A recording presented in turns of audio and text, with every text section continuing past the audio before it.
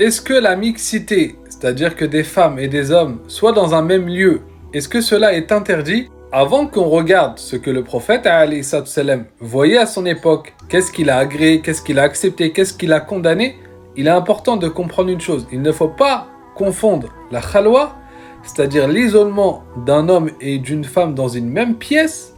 D'accord? C'est ça, l'isolement, la khalwa, c'est qu'un homme et une femme soient isolés de tous dans une même pièce. Il ne faut pas confondre cela avec le fait que des femmes et des hommes, donc ils ne sont pas dans un isolement, qu'ils ne sont pas qu'un homme et une femme, soient ensemble. D'accord? La khalwa, ça c'est interdit. Le prophète, alayhi salam, il nous dit qu'il n'y a pas un homme et une femme qui sont isolés sans que le troisième soit qui? Soit Iblis.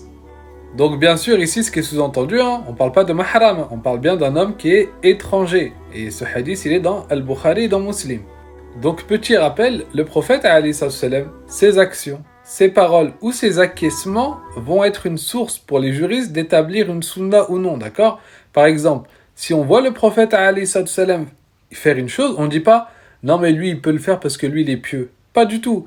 Le prophète alayhi salam, lorsqu'il agit, lorsqu'il parle ou lorsqu'il acquiesce, ce sont une source dans la révélation. Parce que le fait que le prophète alayhi salam accepte une chose, d'accord, ou fait une chose ou dit une chose sans préciser que c'est que pour lui, alors c'est une preuve que c'est une sunna du prophète alayhi salam. Donc si le prophète voit un compagnon faire une chose, une adoration, et il accepte le prophète devant lui et il lui dit pas c'est pas bien ce que tu as fait, on considère cela comme une sunna. Si le prophète fait une action sans dire que c'est réservé à lui, que Allah, par exemple le prophète lui jeûnait même la nuit, il a précisé que c'était quelque chose de particulier pour lui, bah ça on comprend que c'est une sunna pour le prophète alayhi salam.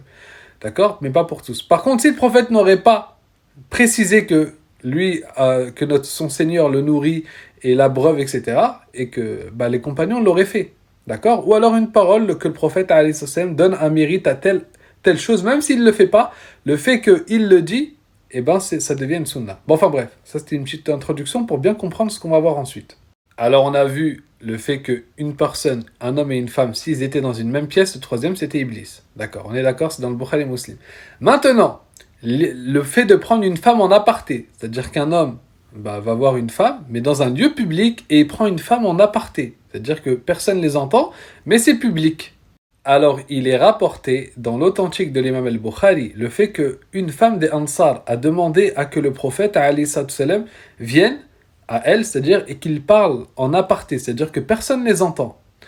Le prophète alayhi salam a fait le taqrir. Il a agréé cette action. Il l'a même fait. Il l'a fait et il a accepté. Il lui a pas dit non, c'est interdit, reste, les gens nous entendent. Non. Ok, d'accord. Du coup, de ce hadith-là, l'imam al-Bukhari va le mettre dans le chapitre de la permission du fait qu'un homme et une femme se soient en aparté, c'est-à-dire de manière publique. Maintenant, est-ce que du fait que tu as droit de prendre une personne du sexe opposé en aparté, ça veut dire que tu peux faire tout et n'importe quoi? Non.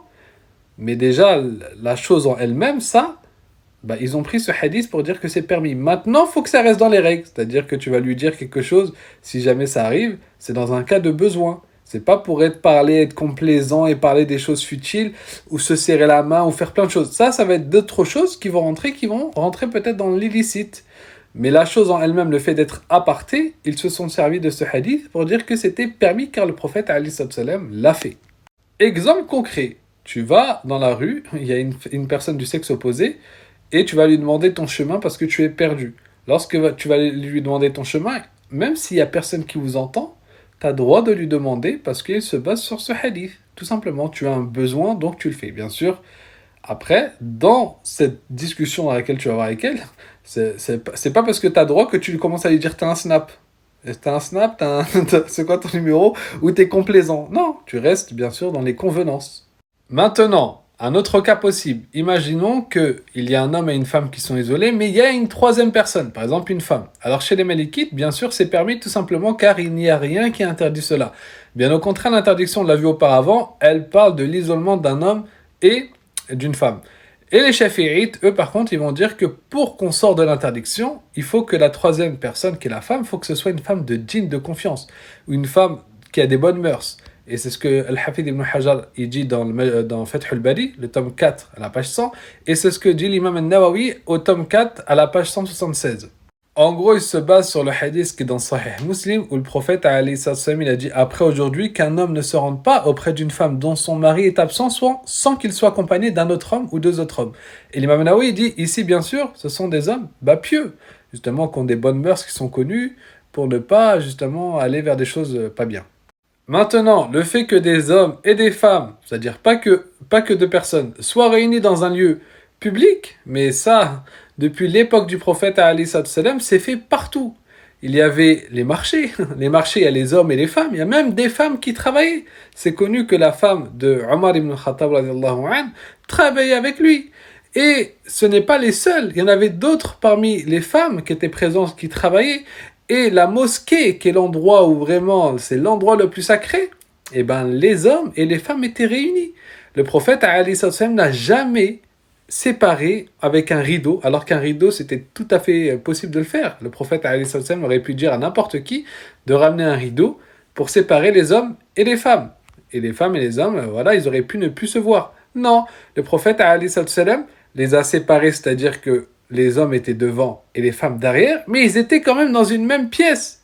Et les hommes pouvaient voir les femmes, au point que même des compagnons, regardez bien le hadith, il est authentique, je vais vous le mettre, comme ça il n'y a pas de... Regardez, le hadith, il est authentique, il y avait une femme très belle qui priait derrière le prophète, alayhi salam, qu'est-ce que des gens faisaient? Les hommes, certains hommes attendaient d'être au dernier rang, parce que les derniers rangs parmi les hommes, c'était les plus près des femmes. Et regardez bien, lorsqu'il s'inclinait dans la prière, il regardait comme ça, en inclinant, il regardait la femme. Il a recherché, il a regardé, tellement elle était belle. Donc, vous êtes d'accord avec moi que là, il y a une fitna. C'est-à-dire que des hommes sont tentés, etc. Est-ce que le prophète, par cette présence de fitna, il a ordonné qu'on fait un étage pour les femmes en haut? Ou il a ordonné qu'on achète un rideau? Non. Donc, utiliser le fait qu'il y a de la fitna, donc c'est interdit de manière absolue, oui, c'est pas possible, etc. Non, la majorité des fuqaha ne voient pas du tout cela. De toute façon, les textes qui montrent que les femmes et les hommes dans la société étaient dans un même lieu, ils sont indénombrables. C'est normal, c'est pour ça que d'ailleurs que le voile est descendu. C'est pour ça que Allah Azza wa Jalla nous appelle à baisser le regard. Pourquoi il nous appelle à baisser le regard? Ça veut dire qu'il y a forcément des situations, les hommes et les femmes sont confrontés, sont dans la même pièce. Regardez ce hadith. Dans l'authentique de l'imam Muslim, Abu Bakr Siddiq radiallahu anhu et Omar, qu'est-ce qu'ils faisaient? Radiallahu anhuma, ils visitaient Ayman. Regardez bien. Kana Rasulullah sallallahu alayhi wa sallam, le prophète l'a visité. Donc, regarde bien, eux, ils ont continué à perpétuer cela. Et l'imam al-Nawawi, qu'est-ce qu'il fait? Il met ce hadith dans quoi? Dans la visite d'un groupe d'hommes vers une femme saliha, pieuse, et le fait d'écouter ses paroles. Donc, ici, c'est pas une mixité. Des textes authentiques prouvant cela, il y en a plein et on pourra en faire une vidéo même de 40 minutes tellement il y en a. Mais bon, bien sûr, maintenant, l'islam appelle quand même à une certaine éthique et à une certaine pudeur. C'est-à-dire, vous voyez bien que la femme, elle doit se voiler, qu'il est encouragé de baisser le regard de manière générale, même si bien sûr, dans le fiqh, il y a des cas bien précis dans lesquels c'est licite, dans lesquels c'est pas illicite, etc. Mais vous comprenez qu'il y a quand même une certaine dynamique qui tend vers une certaine pudeur. Même le comportement des femmes à la mosquée du prophète alayhi salam, les hommes et les femmes ne sortaient pas en même temps pour justement éviter qu'ils se touchent en sortant. D'accord? Donc les femmes sortaient un moment, les hommes sortaient un moment, même s'ils étaient mélangés dans la même pièce, c'est-à-dire qu'il y avait les femmes derrière, les hommes devant, dans une même pièce, sans que ce soit séparé par un tissu ou par un mur.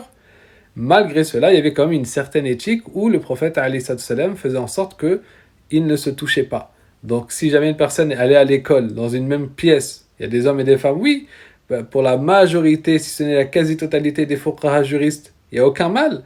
Par contre, il faut faire attention. C'est pas parce qu'on a droit que tu dois être complaisant, que tu dois regarder avec le shahwa, etc., que tu vas toucher, faire la bise, serrer la main, rigoler, avec le sexe opposé, etc. Non, tout ça, c'est des sujets qui sont aussi traités par les juristes, où ceci est haram. Tu n'as pas le droit d'être complaisant envers une femme et la femme envers l'homme. Tu n'as pas le droit de lui serrer la main, de lui faire la bise, de lui demander son snap, ainsi de suite. Mais voilà. Donc ce sujet, il ne faut pas arriver parce que vous avez entendu un prédicateur ou deux prédicateurs d'Arabie Saoudite et faire un sujet d'une manière absolue, c'est haram, c'est interdit, blablabla, alors que les juristes ont plus de preuves sur l'autorisation d'avoir des hommes et des femmes dans une même pièce, même s'il n'y a rien qui les sépare.